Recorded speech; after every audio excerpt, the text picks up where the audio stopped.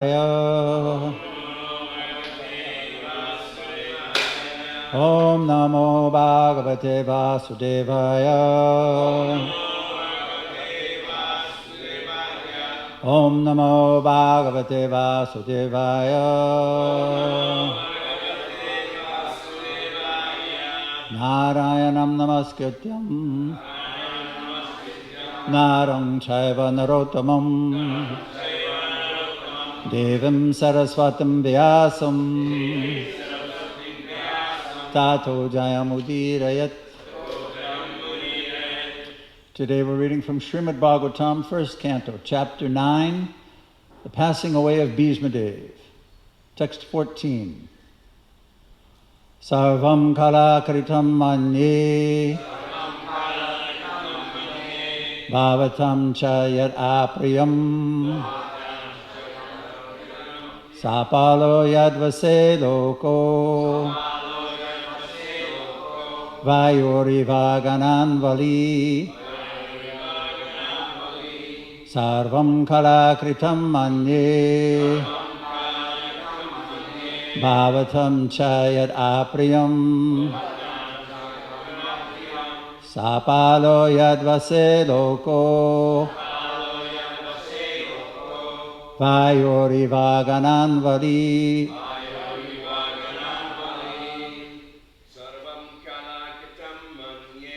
sarvam kala kritam manye bhavatam cha yat apriyam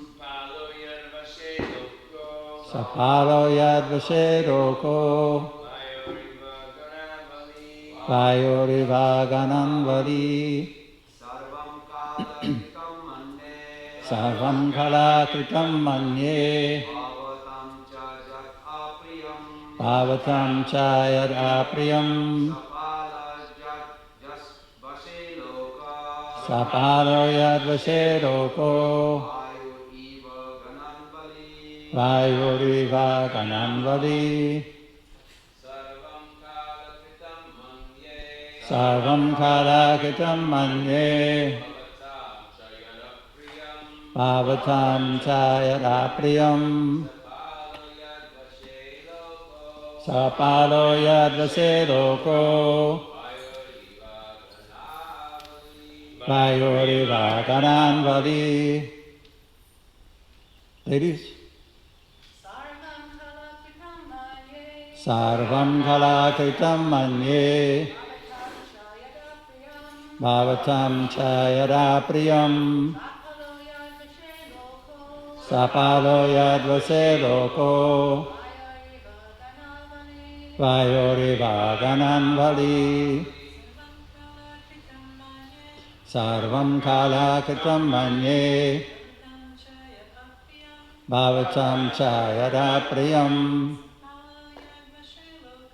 sapalo yadvase loko vayuriva gananvali. Sarvam, all this, kala kritam, done by inevitable time. Manye, I think. Bhavatam cha, for you also. Yat, whatever. Apriyam, detestable. Sapala, with the rulers. Yat vase, under the control of that time. Loka, everyone in every planet. Vayo, the wind carries. Eva, as. Gana anvali, a line of clouds. Translation. In my opinion, this is all due to inevitable time, under whose control everyone in every planet is carried, just as the clouds are carried by the wind.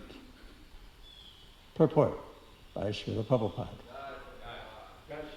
There is control by time over all the space within the universe, as there is control by time all over the planets. As the big gigantic planets, including the sun, are being controlled by the force of air, as the clouds are carried by the force of air. Similarly, the inevitable kala, or time, controls even the action of the air and other elements. Everything, therefore, is controlled by the supreme kala, a forceful representative of the Lord within this material world. Thus, Yudhisthira should not be sorry for the inconceivable action of time. Everyone has to bear the actions and reactions of time as long as one is within the conditions of material world. Yudhisthira should not think that he had committed sins in his previous birth and is suffering the consequences. Even the most pious has to suffer the condition of material nature. But a pious man is faithful to the Lord, for he is guided by the bona fide Brahmins and Vaishnavas, following the religious principles. These three guiding principles should be the aim of life. One should not be disturbed by the tricks of eternal time. Even the great controller of the universe, Brahmaji, is also under the control of that time. Therefore, one should not grudge being thus controlled by time, despite being a true follower of religious principles. Om Jnana Timirandasya Gyanandana Sarakaya Chakshurun Militam Jena Tasmai Sri Gurave Namaha.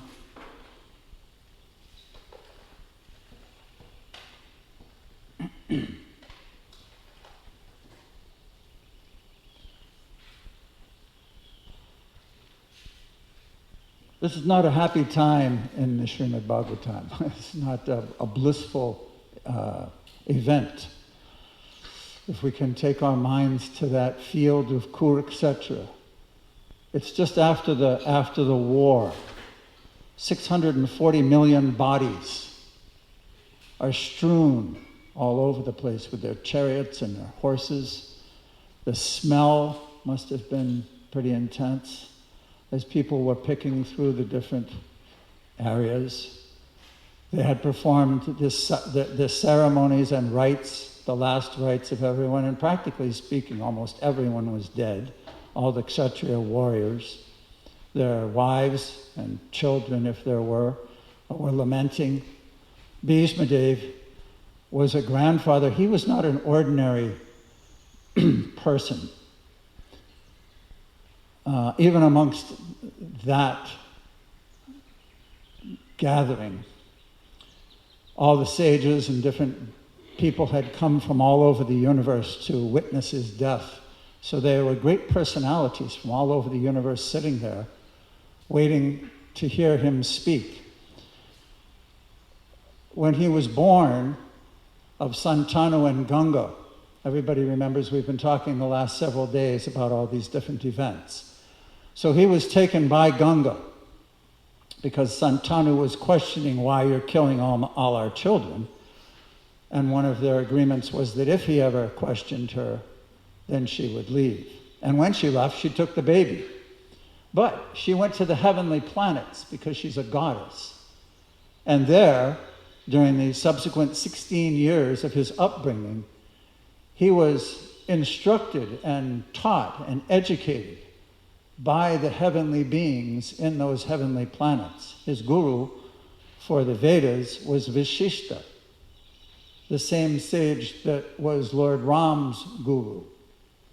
He learned political science from Brihaspati, the guru of the demigods. And he learned Dhanur Veda, or the weaponry, the use of different astras and weapons, from Parasaram, Bhargava. And then after the 16 years, Ganga brought him back down to earth and left him in the care of Santanu as the head, the apparent heir of the Kuru dynasty, of the Kuru throne. So his whole life was geared toward this path. He was well versed in it. He was worthy of being heard from. But Yudhisthira, at the end of this whole sojourn and epic pastimes, was not at this time, in this particular juncture, after the whole thing had taken place. I mean, we can go all the way back to the time when Bhumi was suffering and went to Lord Brahma and was complaining about the overabundance of military strength on the earthly planet. You can go as far back as that to this, linking all these things together. This is towards the culmination of the end of Krishna's pastimes. And Bhishma's been shot through his body. He's laying on the ground. People from all over the universe had come. And Yudhisthira was so mortified. He thought all this was done for him to be on the throne. And it was too much for him to bear. He wasn't willing. He wasn't going to do it. It's not that he was enthusiastic. Oh, now I've won the war and I'll take over the kingdom. He was not of that mentality at all. At the end of the last chapter, there's a nice purport which describes how this all came about. It's text 14, 1:9:14. Oh, no, I'm sorry, that's what we're doing today. It's 1:8:46. King Yudhisthira, who was much aggrieved, could not be convinced, despite instructions by great sages headed by Vyasa and by Lord Krishna himself, the performer of superhuman feats, despite all historical evidence. So everybody's trying to enthuse him and encourage him to take up his duty of being the monarch of the world, but he was unwilling to do so. Purport. The pious King Yudhisthira was mortified because of the mass massacre of human beings in the Battle of Kurukshetra.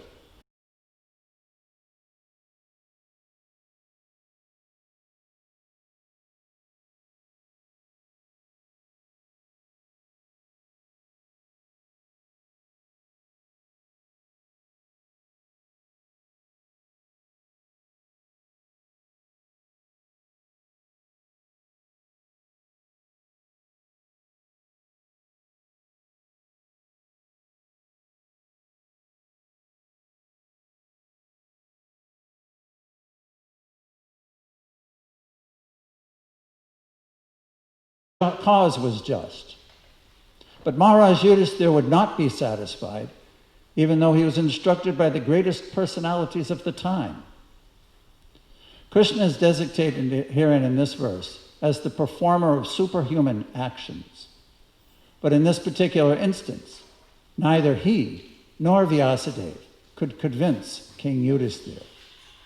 Does this mean that he failed to be a superhuman actor? No, certainly not. The interpretation is that the Lord is Isvara, or supersoul in the hearts of both King Yudhisthira and Vyasa, performs still more superhuman action because the Lord desired it. As supersoul of King Yudhisthira, he did not allow the king to be convinced by the words of Vyasa and others, including himself, because he desired the king to hear the instructions from the dying Bhishmadev, who was another great devotee of the Lord. The Lord wanted, at the last stage of his material existence, the great warrior Bhishmadev see him personally and see his beloved grandchildren, King Yudhisthira, etc., now situated on the throne, and thus pass away very peacefully. Bhishmadev was not at all satisfied to fight against the Pandavas, who were all his beloved fatherless grandchildren. But the Kshatriyas are also very stern people, and therefore he was obliged to take the side of Duryodhana because he was maintained at the expense of Duryodhana. Besides this, the Lord also desired that King Yudhisthira be pacified by the words of Bhishmadev, so that the world could see that Bhishmadev excelled all in knowledge, including the Lord himself. So this sets the scene of what's going on, and we're just at the beginning.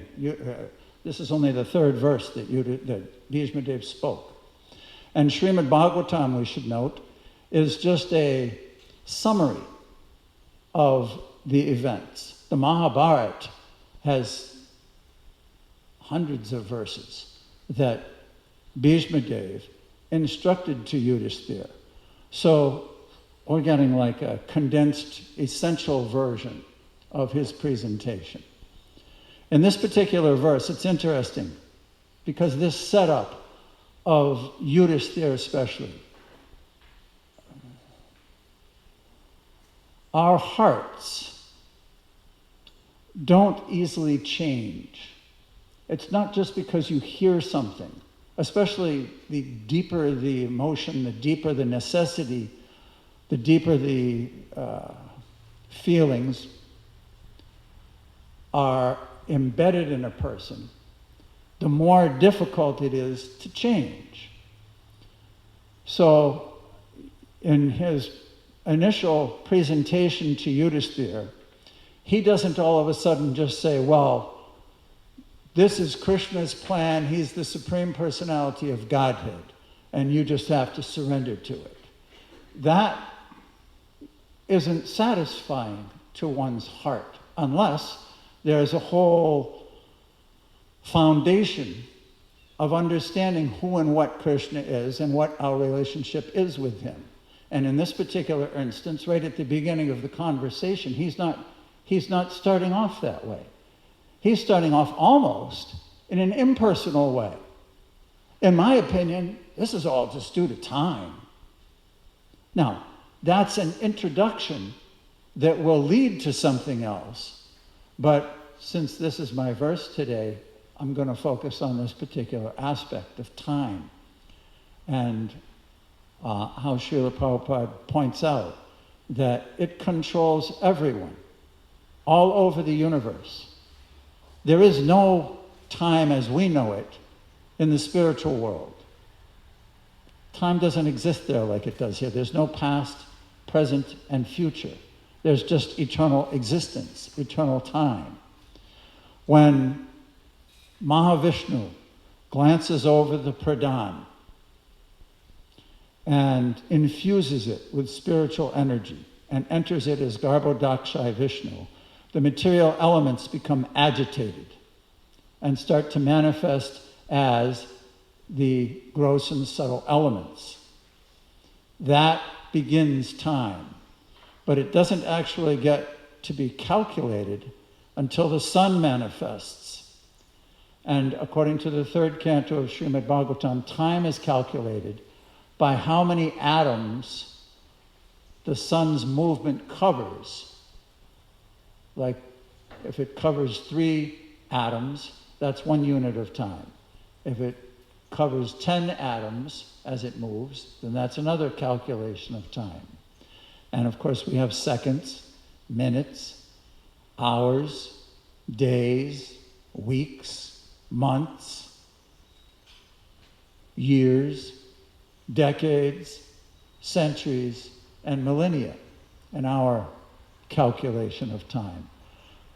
And time is relative according to the planet you're on, the place you're on, and the body you're in. Srila Prabhupada often gives the example of the bugs that live only during the night. They're born when it gets dark and they die before the sun comes up, so they never see light. But that in that time, their 100 years takes place. All their children are born, their families are growing, their marriages are taking place. He gives that example, all by the time morning comes in bug life. Whereas in Brahmaloka, we know from the story of Indradumna, when I was doing my research on Lord Jagannath, what happened was that Vishvavasu was a local, Oriyan, and he was worshipping Lord Nilamadava. For the first half of Lord Brahma's life, Lord Nilamadava was the presiding deity of that Shank Kshetra, Jagannath Puri. But for the second half of his life, Lord Jagannath is the presiding deity. So just as there's a universal shift going on here in our pastime that we're reading about now, at that time there was also a shift of that deity changing location or changing his manifestation. And simultaneously, in the story from Purushottama Kshetra of the Skanda Purana, Indradumna, the king, wanted to see the Lord, and he sent his different Brahmins out to different parts of the world to find him. And we all know the story, how they came back and explained to him that in Purushottam, etc., there was this deity. He went there, the log came, he had the log carved, he built a temple, and then he wanted to invite, Narada Muni had come from Lord Brahma to help organize all these events. And then he wanted to invite Lord Brahma to come inaugurate the temple and install the deity. So he asked Narada Muni, let's go to Lord Brahma. And Narada took him to Brahmaloka. But when they arrived at Brahmaloka, Lord Brahma was listening to some music. And therefore the chokidar, the guard at the door, said, just wait a little minute. He's listening to some music, he's busy. The music finished, the raga was completed, and then Narada Muni came in, and Indradumna, and they met Lord Brahma. While they were speaking with Lord Brahma explained that since you've been here, everything that you knew on earth has already died. It's already over. Hundreds of generations subsequent to you being king are now manifest, because time here is different than it is there. So just like when we go to India, it's no longer Eastern Standard Time. It's Indian Standard Time. You change the environment, you enter into what's going on there in that time zone. So apparently, even though they're earthly beings, if people from Earth go to the heavenly planets, well, there's so many instances. A few days ago there was another discussion about it. When you go to that new location, time is relative to that location. Even the whole universe is only 4 cubits to Lord Brahma, just like our body is only 4 cubits to our existence. So everything here is relative. And it's all controlled according to that reality, according to time and space. Every living entity in the material world, from Brahma down to the ant, is controlled, conditioned, and in the experience of that time and space. So Bhishma Deva is using that dynamic, the mechanics of that, to present his initial presentation to Yudhisthira. You have to understand that it's not just you. It's the world around you. It's time. It's something more powerful than you that has brought this about. You did your duty. Now, at this point, there's a really interesting dynamic between, again, 2 different schools of thought and ways, psychological ways, to deal with suffering and unwanted events. In this particular instance, Bhishma is saying, it's not due to your past sinful reactions that you're suffering this. It's due to something much bigger. It's due to time. It's due to the Lord's plan, which will come about later. It's not due to the fact that you performed some previous sinful action. So he's giving Yudhisthira and us, and everyone, a psychological net of how to catch ourselves and deal with trouble, and deal with pain, and deal with unwanted events that happen in life. Understanding that there is Daivi potencies, there's godly energies that force us into these situations.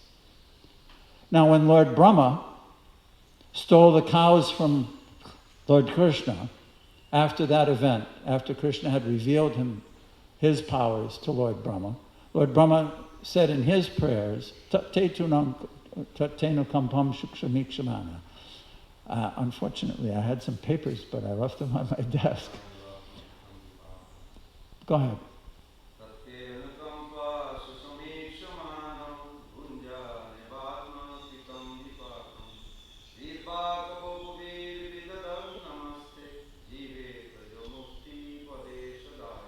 Do you have the translation?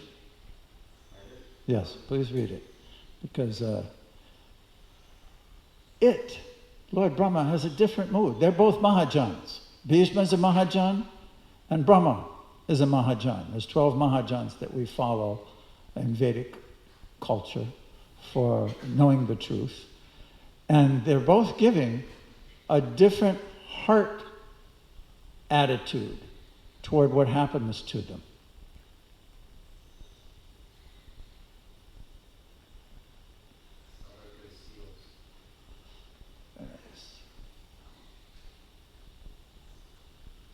Here we go. My dear Lord, one who earnestly awaits for you to bestow your causeless mercy upon him, all the while patiently suffering the reactions of his past misdeeds and offering you respectful obeisances with his heart, words, and body, is surely eligible for liberation, for it has become his rightful claim.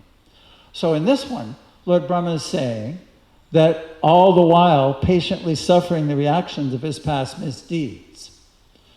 And Vishwanath Chakravarti Thakur's purport to this one, he points out that the material energy is so perfect, so synchronized, so harmonious, that every single living entity is being controlled by that material energy according to their specific nature. And therefore, everyone's given a particular body, a particular set of events, all the different karmic reactions to their past deeds. What happens is that the living entity has some sort of rebellious, improper attitude for one reason or another. That's never really understood why. Because of independence. Everybody's independent, ultimately. So some souls, their attitude is not quite right, and it requires correction to become servant of Krishna rather than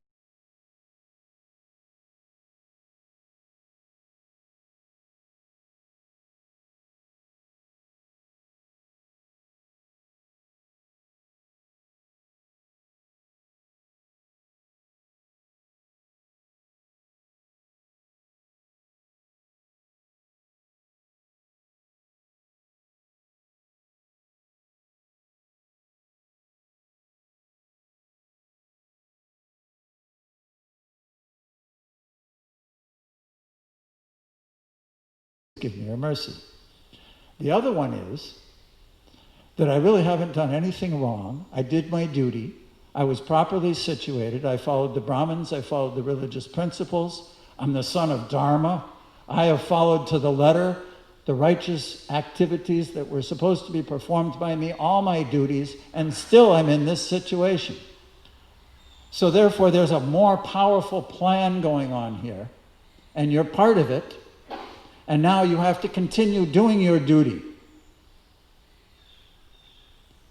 So this is where Bhishma Dev is coming from in his presentation to Yudhisthira.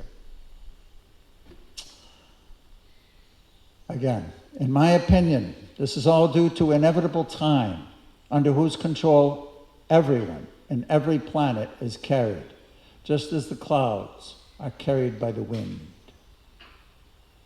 Any questions or comments? Samapriya?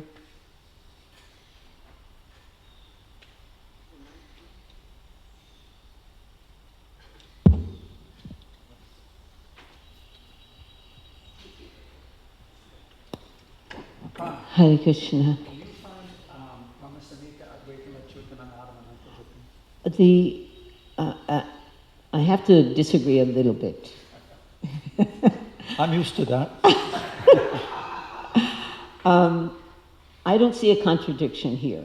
I didn't say contradiction. I said difference of different of heart. Consider the heart Well, and how it acts when it's performing an action. Right. So I think the heart has to be able to acknowledge both of these things, even in the same event, because the attitude of a devotee is also always humble. Even if he thinks this is the will of the Lord, this is inevitable time that is producing this situation. And my husband and I discussed this yesterday, that for 640 million people dying, and Yudhisthira taking that on his shoulders, that's actually a little bit clear that something so enormous didn't have to do with just one person. But when you bring it down to our little teeny-weeny level and our field of activities, things that happen to us, it's not as clear sometimes. You know what I'm saying? It's not as clear to surrender to the plan of the Lord. If 640 million people died because of you, that's a little bit, it's a little clear that that is not because of one person.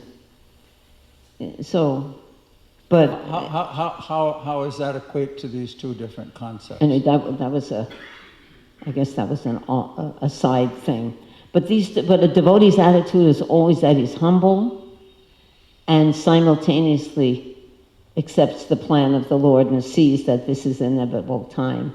So I think that both verses have to be As I was contemplating why Bhishma Dev is speaking this way to Yudhisthira, the weight on Yudhisthira is overbearing. None of us will ever experience any kind of weight like that.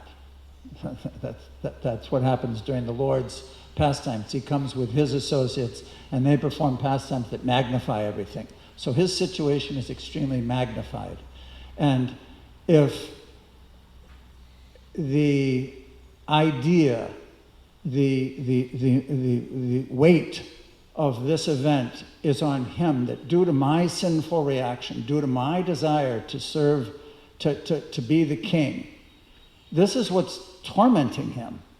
So that, the balm, the salve for that pain, for that overwhelming circumstance is to take it away. That's my question is, how is it possible? Is it just Krishna's plan? Yes. And his Leela that you should feel this way? Because it seems inconceivable that it's just like saying, well, World War II came about because of one person. We could say that it was just one person, but all the events and all the death and all the things that happened, it seems more clear to be the plan of the Lord. How does I explain that. How does Yudhisthira think that it's all his fault? Such an enormous, like an earth-shattering, universal clash. How could that come about by anyone other than Lord Brahma or Lord Krishna? Well, again, it's the relative perception. Again, he grew up in the palace. He was the son of Pandu. He was the oldest Kuru. He was meant to be emperor from the time he was born. He was educated and taught these things from his birth, that he would be the emperor of the world. And indeed, he did become emperor of the world, performed the Rajasuya sacrifice, was cheated in the dice game by Shakuni and Duryodhana, was forced into exile, spent that time, and now he's coming back and saying, as a Kshatriya, we just heard also part of that purport, was that Kshatriyas are stern people. They have a particular nature, and he was taught to do duty. So the question was, even Arjuna had the same dilemma. Here we are. We've come to this point. Take my chariot out to see the different people. And finally, when he looked, it hit him. You have got to be kidding me. We're going to kill all these people so that we can have a kingdom? It's not worth it. That's why I started off the class, if you remember, by saying the more embedded one's ideas are and heartfelt feelings, the harder it is for the heart to change. So even though Krishna spoke the Bhagavad Gita, showed his universal form, and Arjuna agreed to fight, when you read the Mahabharata and you come up to that point where he's fighting with Bhishma Dev, it's like, why did Krishna get down off the chariot and pick up the wheel? because Arjuna wasn't fighting fully with his heart, because it hadn't been fully changed. He was doing his duty, he was doing it the best he could, but he couldn't kill his grandfather. He wasn't to that point yet. That took time. It took a series of events that led him to that determination. So, similarly, Yudhisthira is in this place now, where all these people were killed. This really didn't have to be done. I should have just let Duryodhana continue all this death, so that I can be king. No, I'm not going to do it. It's not worth it. So he needs to be convinced to take up that duty wholeheartedly. He's not there yet.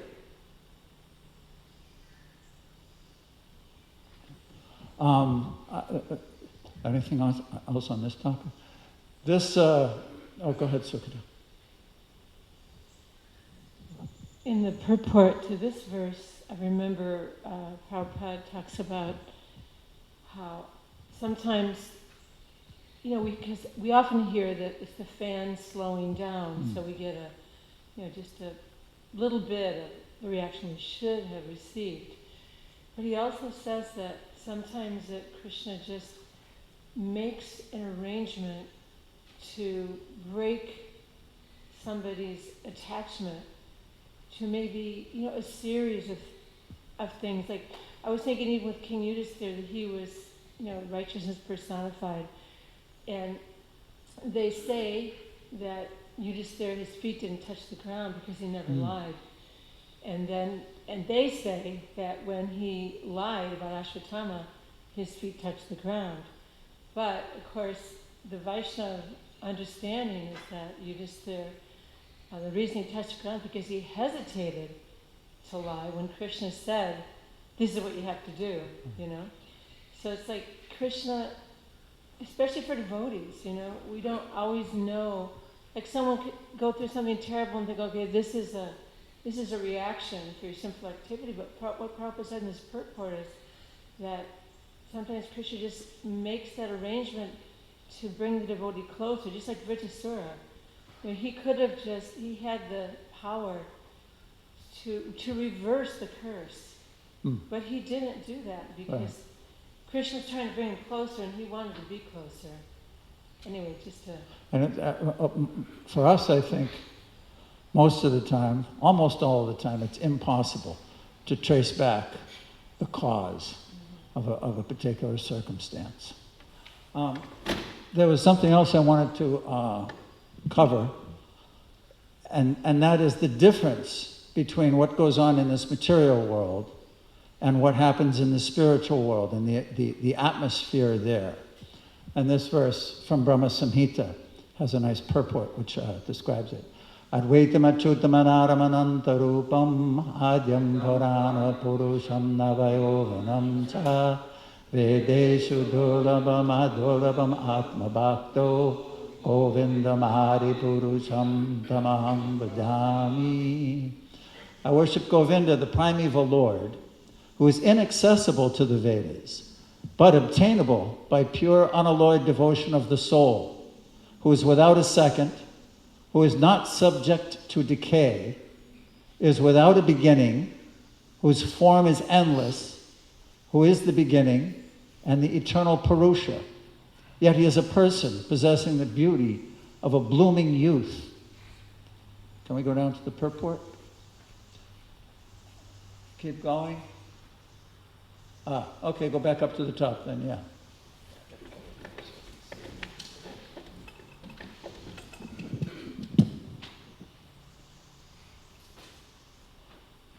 Down one. Though he indulges in exhibiting the pastimes of births, etc., still he is without a beginning. Though he disappears after the pastimes of his appearance, still he is eternal. Though without origin, yet he is with an origin in his pastimes of appearance. And although eternal in essence, he is still a person in the full bloom of youth. The sum and substance of it is that although he possesses diverse and apparently mutually contradictory qualities, still they are in universal harmonious concordance by dint of his unthinkable potency.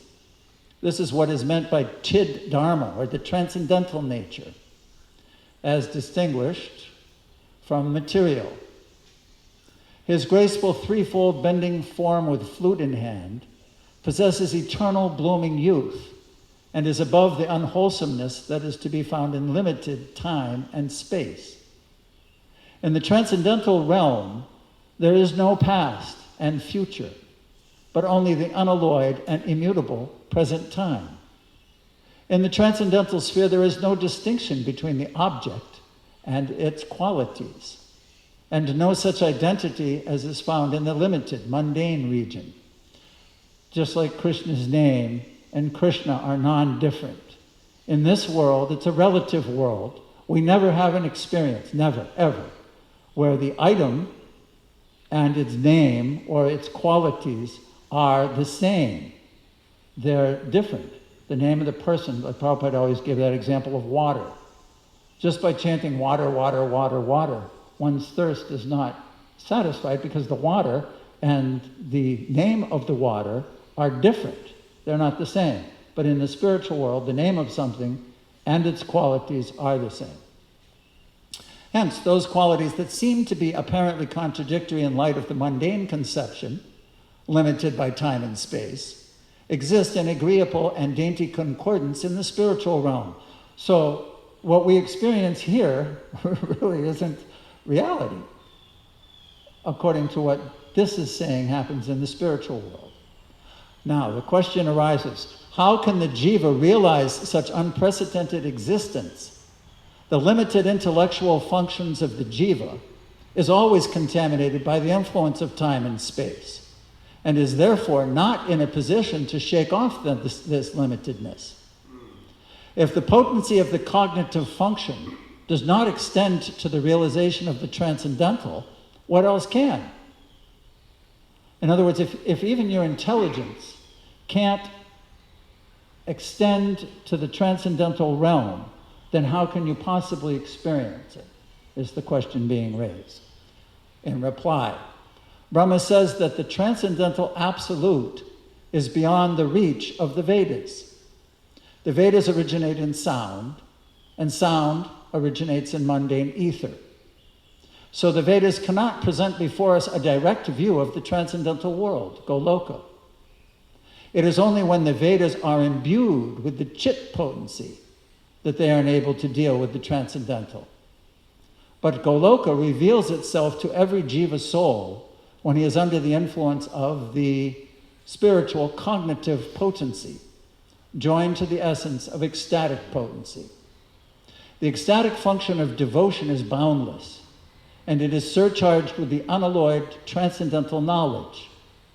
That knowledge reveals Goloka Tattva, the principle of the highest transcendental, in unison with devotion, without asserting itself separately, but as a subsidiary to unalloyed devotion.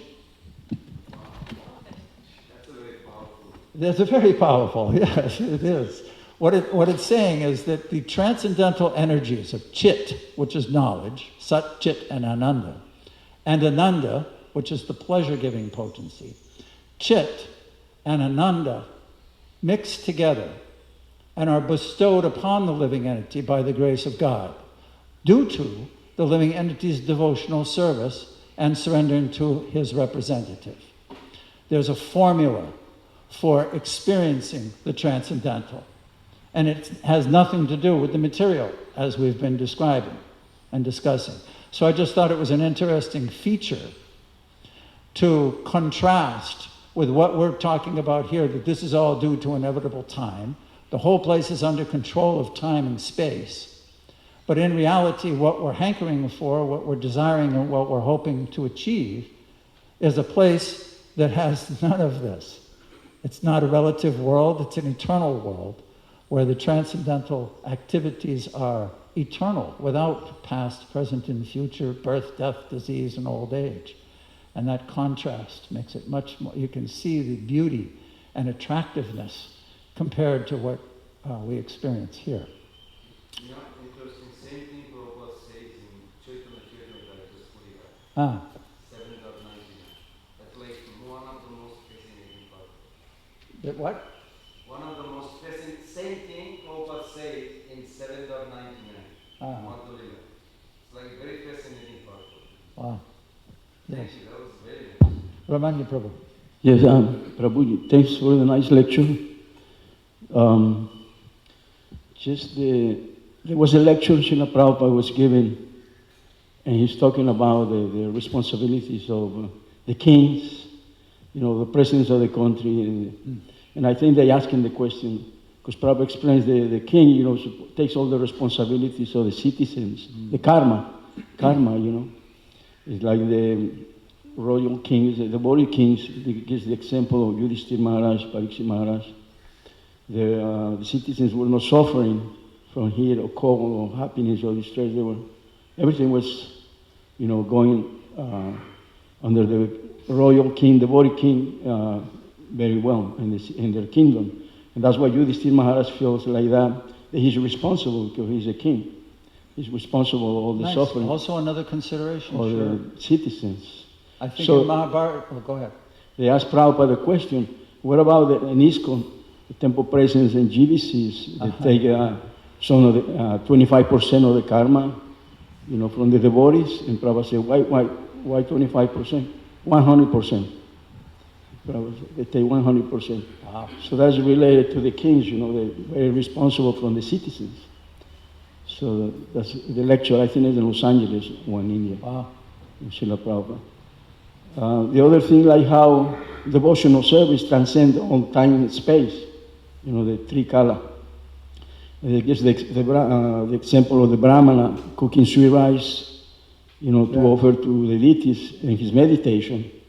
So he put his fingers if it's cold, because the sweet rice, Prabhupada explains it's supposed to be cold, it's more pleasant, supposed to offer like that. No hot sweet rice, cold sweet rice. So he put his fingers and wake up from his meditation because he got burned. So it's a devotional service transcends time and place, Thank you. A good point that we didn't really cover. But what happens is that those potencies have to be bestowed upon the living entity. We can't ascend to that. No one's powerful enough to force that to happen. So therefore, the element of surrender is necessary. I have I need a little more maybe input in that. In Madhurya Kadambini, Vishwanath Chakravarti Thakur says, the self-pity is not humility. And humility is the backbone of bhakti. And then I remember that past times, we all know that when the disciple told to Prabhupada that I am the most fallen, and Prabhupada said, you are not most of anything. So it was like a self-pity. But then Yudhishthira Maharaj's whole expressing his repentance or regretting, it's not a self-pity, or it can be self-pity with the devotion, because it's not, self-pity is not a humility, first of all. Yes. And then I find Prabhupada, I get every day the text from one group we have, Prabhupada's lecture, a particular. Yeah. And this lecture, in Bhagavad Gita, we see that if Arjuna would say, I can fight, then it will be false ego. And if you say, I don't want to fight, that is also false ego. But nimitta matra bhava subbhasachi, I will obey whatever you want me to do. That is the devotion. So whether I can or I cannot, both are product of false ego. But then Prabhupada illuminates everything about Yudhishthira Maharaj or Arjuna as a divine quality. It's overwhelming me. Like I'm going to play this for 1 minute, just if you say. The effect of Dharmakhetra was visible in Arjuna. Dharmakhetra. He, because he is devotee of Krishna, Jashasti Bhakti Bhagavati Apanchana. Sarvai gunai tatra samasati sudha. Because he is devotee of Krishna, therefore he felt, what is this? Why should I kill this, my brother? Because he was devotee. This sentiment came into the mind of Arjuna, not on the other side, Duryodhana. He never thought. Although they are placed, both of them placed at Dharmakshetra, the effect of Dharmakshetra was manifest in the body of Arjuna, not Duryodhana. This is it. So it's very interesting, Prabhupada taking even negativity as a positivity. Right. It's like overwhelming. How Prabhupada find this? He said because he's a devotee, even he doesn't want to fight because he's devotee, paradukha dukhi, and he used that word, paradukha dukhi. Nice, thank you. That was really, really good. And both of them required refinement. Yes. In order, by the time they came to do their duties. Yes. That was beautiful. Thank you. Thank you. Jai Srimad Bhagavatam ki jai, Srila Prabhupada ki jai.